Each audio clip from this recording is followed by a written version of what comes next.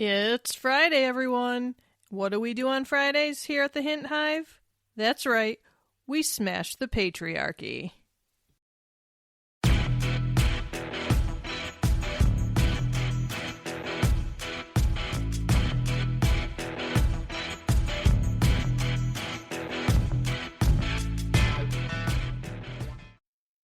Hey Hive, welcome back to the Hint Hive, Amplifying Women's Voices. I'm your host, Kelly Hint, psychotherapist, feminist life coach, and your queen bee of this hive. And today, we are going a bit deeper into the impact of caregiving, because this isn't just about being tired. This isn't just about being busy. This is about identity erosion. This is about emotional depletion. This is about a system that quietly teaches women to disappear inside the needs of others and then praises them for it. We're talking about the emotional, mental, physical, and psychological toll of caregiving and why women are overwhelmingly the ones carrying this burden. And I want to be very clear about something right from the start. Caregiving is not just an act of love. It is also a structure of expectation.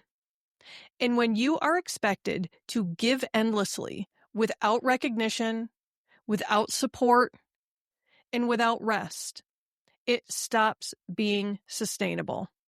So today, we're breaking it all down. And more importantly, we're talking about how you take your power back without abandoning the people that you love.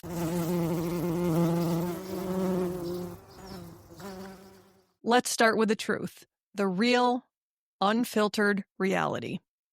The stuff we don't like to talk about. In the United States, women make up roughly 60 to 70% of unpaid caregivers. That includes caring for children, supporting aging parents, managing their partner's health needs, coordinating entire households, and acting as emotional regulators for everyone around them. And here's what doesn't get talked about enough. This labor is largely invisible, and it is rarely compensated. Women caregivers are significantly more likely to experience chronic stress and burnout, to develop anxiety disorders and depression, to report higher levels of emotional exhaustion, sacrifice promotions, income, and long-term financial security, as well as experience sleep disruption and chronic health issues. And the intensity of the caregiving situation matters. Women are more likely to take on high-burden caregiving tasks, things like personal hygiene care, medication management, emotional support during illness or crisis, and end-of-life care. This is not light work. This is not casual support. This is labor that requires emotional endurance. So if you've been feeling like you're running on empty, if you feel resentful and then guilty for feeling resentful, if you feel like you've disappeared inside your responsibilities, that's not a personal failure. That's what happens when one person is expected to carry what should be shared, or never even taken on in the first place. Now, let's talk about the invisible load, because this is where things get heavy in a way that people don't always see. Caregiving is not just physical. It's cognitive. It's emotional. It's anticipatory. Hello, anxiety. It's the constant mental checklist running in the background of your life. It sounds like, did I schedule that appointment? What does everyone need tomorrow? How do I keep the peace? What am I forgetting? It's remembering birthdays, medications, allergies, school events, monitoring moods and emotional shifts in the household, preventing problems before they even happen, absorbing other people's stress so that they don't have to feel it. That is emotional labor. That is the unpaid emotional labor that I've been talking about a lot lately. And women are trained, yes, trained, from a young age to be experts in it. We are praised for being intuitive. We are rewarded for being selfless.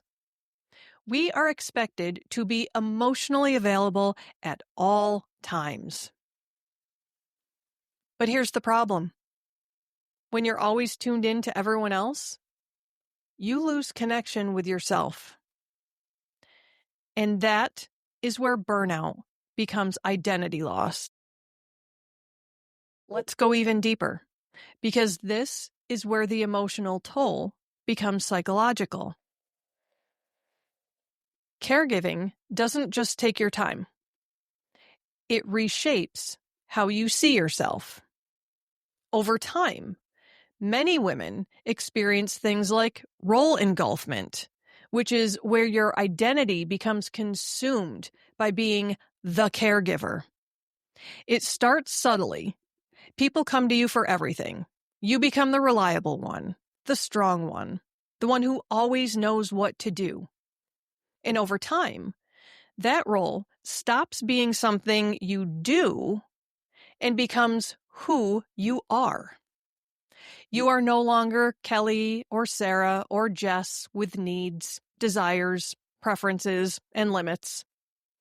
You are now the one who handles everything, fixes everything, anticipates everything. Your worth starts to get measured by how much you can carry, how well you can hold it together, and how little you need in return. And the scariest part? If you stop doing all of that, you might not even recognize who you are underneath it. Another thing that women begin to experience is chronic guilt. No matter how much you do, it never feels like enough. There's always one more thing, one more need, one more person who could use just a little more of you. The finish line keeps moving, so your nervous system never actually gets the signal that it's okay to stop. And when you try to rest, the guilt shows up immediately. It can feel like a pit in your stomach or a voice in your head saying you should be doing something. Even when everything is handled, your body does not believe it. That's because this isn't just about tasks. It's about conditioning. You have been taught that your value is tied to how much you give. So stillness can feel unsafe, undeserved, or even selfish. Over time, rest stops feeling like a right and starts feeling like something you have to earn. And you never quite earn enough of it. Women are also struggling with the resentment and shame combo. You feel frustrated, maybe even angry. But then you shame yourself for feeling that way because you love the people that you care for most of the time. And this is where so many women get stuck in a painful emotional loop. Because the resentment isn't actually about the person. It's about the imbalance. It's about the lack of support, the lack of recognition, the lack of reciprocity. But instead of directing that frustration toward the system or the dynamic, you turn it inward. You tell yourself, I shouldn't feel this way. Other people have it worse. They need me. So the resentment doesn't disappear. It just goes underground. And when emotions get suppressed instead of processed, they tend to leak out in other ways. Irritability over small things, emotional shutdown, passive aggressiveness, sudden overwhelm that feels like it comes out of nowhere. This is not because you're a bad caregiver or a hateful person. It's because you are a human being with limits who has been taught to ignore them. And the longer that resentment is silenced, the louder it gets internally until something forces it to the surface. Another thing that women in caregiving roles are experiencing is a loss of autonomy. Your time is no longer yours. Your energy is no longer yours. Your choices feel dictated by everyone else's needs. And over time, this doesn't just feel inconvenient. It starts to feel like you've lost authorship on your own life. Your day is structured around other people's schedules, crises, moods, and expectations. You become reactive instead of intentional. Even when you do have free time, it can feel unfamiliar, like you don't quite know what to do with it or what you even want anymore. You might notice you hesitate before making simple decisions because you're used to prioritizing everyone else first. You feel anxious when plans are open-ended because you're not used to choosing for yourself. You default to asking, "What does everyone else need?" before asking, "What do I want?" This is how autonomy gets eroded. Not all at once, but in small, daily compromises. And here's the deeper psychological piece. When you consistently override your own needs, your brain learns that your needs are not urgent, not important, and not worth responding to. So even when you try to connect with yourself, it can feel muted or unclear. Reclaiming autonomy isn't about suddenly taking your whole life back overnight. It's about rebuilding trust with yourself. It looks like making one decision a day that centers you, letting a non-urgent request wait, or choosing something simply because you want to. Autonomy is not selfish. It is the foundation of a life that actually feels like yours. Another struggle that women caregivers deal with is emotional numbing. At a certain point, some women stop feeling altogether. Not because they don't care, but because they are emotionally overloaded. This is your nervous system trying to protect you. When you are constantly on, responding, anticipating, soothing, managing, your emotional system gets flooded. And when it stays flooded for too long, it starts to shut things down to survive. So instead of feeling everything, you start feeling less. You might notice that you feel disconnected or detached, even in moments that used to matter. You go through the motions without really being present. Joy feels muted or harder to access. You feel exhausted, but also strangely numb at the same time. And this can be deeply confusing, because on the outside, you're still doing everything. You're still showing up. You're still caring. But internally, it can feel like you're not fully there anymore. And here's where a lot of women start to panic or judge themselves. They think, "What's wrong with me? Why don't I feel anything?" But emotional numbing, it's not a character flaw. It is a sign of overload. It's what happens when your emotional capacity has been exceeded for far too long without relief. And here's the deeper truth. You cannot selectively numb. When your brain turns down painful emotions, it also turns down joy, excitement, and connection. So the goal is not to force yourself to feel more overnight. The goal is to create enough safety, space, and support that your nervous system allows feeling to come back online. That might look like having moments where you are not needed by anyone. I have started having those moments, and let me tell you, they are beautiful. It can also look like letting yourself rest without input or stimulation. Really resting without doom scrolling on the phone. It can look like talking honestly about how you're feeling with someone safe.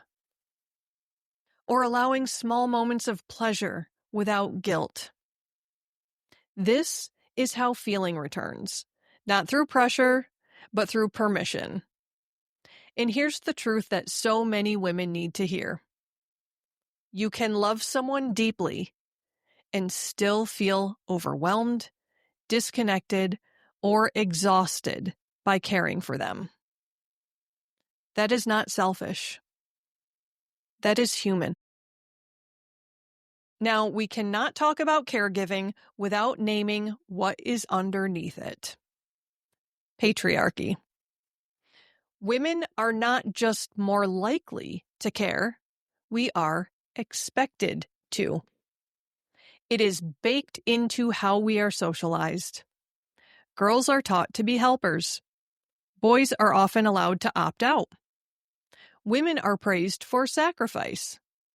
Men are praised for participation. Take a second to just let that sink in. A woman giving everything is just what women do. A man doing anything is exceptional.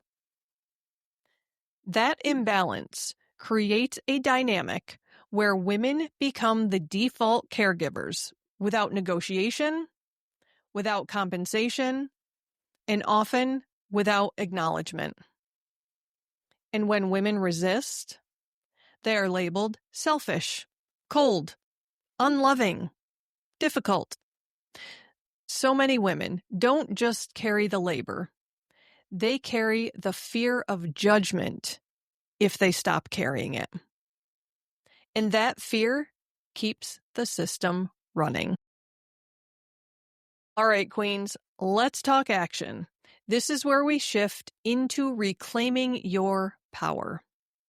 Because while you may not be able to walk away from caregiving entirely, depending on your situation, you can stop abandoning yourself inside of it. So, step number 1, audit your load through radical awareness. Get brutally honest. Write down everything that you are responsible for. Not just the obvious tasks, but the mental and emotional ones too. This is about visibility, because invisible labor stays unchallenged. So it's time to bring that labor into the light. Step number 2, separate what is yours versus what you've taken on. Not everything that you're doing is actually your responsibility. Some of it has been assumed, imposed, or quietly handed to you because you're good at it. Start asking, is this mine or did I inherit this? Step number 3, stop overfunctioning. This one will change your life. Overfunctioning keeps you exhausted and keeps others underfunctioning. When you step back, it may feel uncomfortable. Things may not get done perfectly. Let it happen. Discomfort is part of rebalancing. It's one of the reasons why I pulled back on some of the things that I was doing in my caregiving situation. I feel like some of my caregiving turned into enabling crappy behavior, and so I stopped, which moves us into step number 4, set boundaries without over-explaining. You do not need a speech. You need a sentence. Try, I can't take that on, or I need help with this, or that responsibility needs to be shared. Or if you're like me, simply, no, I'm not going to do that. Boundaries are not about controlling others. They are about protecting your capacity. Step number 5, create micro moments of autonomy. If your schedule is packed, start small. 10 minutes alone in your car. A walk without your phone. That's a personal favorite of mine. Saying no to one unnecessary obligation. Autonomy is rebuilt in small, consistent ways. Step number 6, regulate your nervous system. Caregiving keeps your body in a constant state of alert. You need intentional regulation. Deep breathing, grounding exercises, stepping outside, quiet time without stimulation. This is not indulgent. It is necessary. And for those of you who live with other people, sometimes quiet time is a challenge. I have gotten into this new routine where my husband is on his iPad, scrolling through all of the reels, and it's this constant overstimulation, this bombardment of sound over and over and over. And at the end of my day, I just don't have the tolerance for it. I'm very overstimulated. After caring for people all day in one way or another, as well as all of the unpaid emotional labor, I'm done.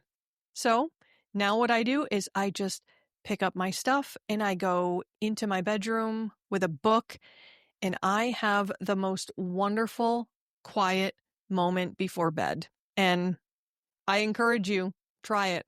You may have to get creative to have alone time, but I encourage you to try. And finally, step number 7, challenge the guilt relentlessly.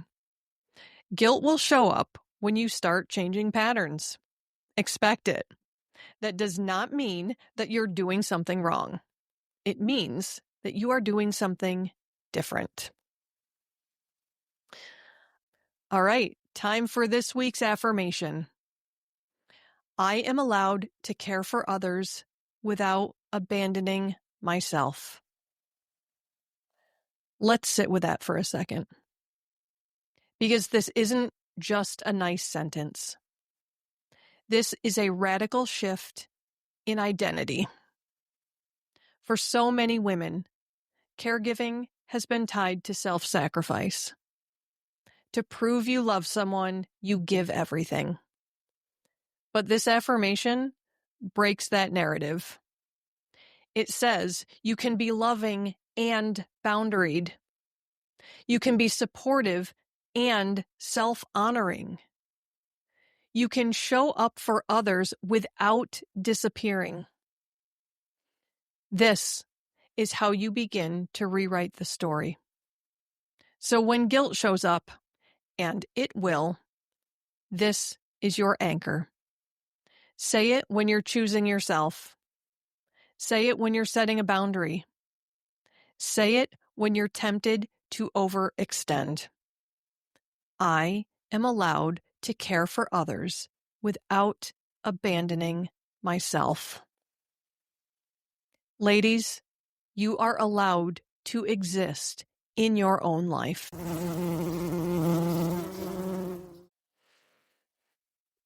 You know, caregiving is powerful. It is compassionate. It is deeply human. But it should never require you to lose yourself. And if you've been feeling like you don't recognize your own life anymore, that's your signal, not your failure. You were never meant to carry all of this alone. And you are allowed to start putting some of it down. Not because you don't care, but because you matter too. And if you're having a hard time with that, give me a call. Trust me, I will help you get to a place where you can say the word no without feeling like you're about to vomit. I can help you with that assertive communication that you need.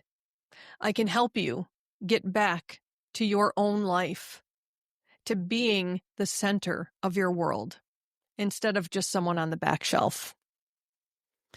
All right, my friends, if this episode resonated with you, here's what I want you to do. First, share this episode with a woman who needs to hear it, because chances are she's carrying more than anyone realizes. Second, choose one thing from today's episode and implement it this week. Not 10 things, not everything, just one. That's how change starts. And if you're ready for deeper support, come join our Hive community over on Facebook, where we can have these conversations, we can support each other, and we can refuse to disappear. Until next time, my queens, take care of yourselves like you matter, because you do.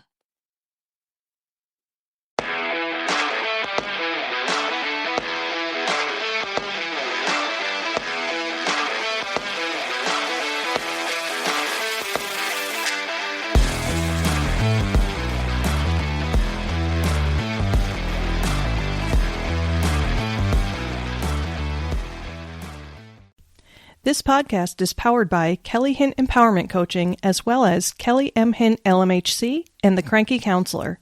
To find out more about coaching services, head over to CoachKellyHint.com. If you'd like to know more about the psychotherapy services I offer to individuals within the state of New York, you can check out KellyMHint.com. And if you'd like to learn more about aromatherapy, you can check out TheCrankyCounselor.com.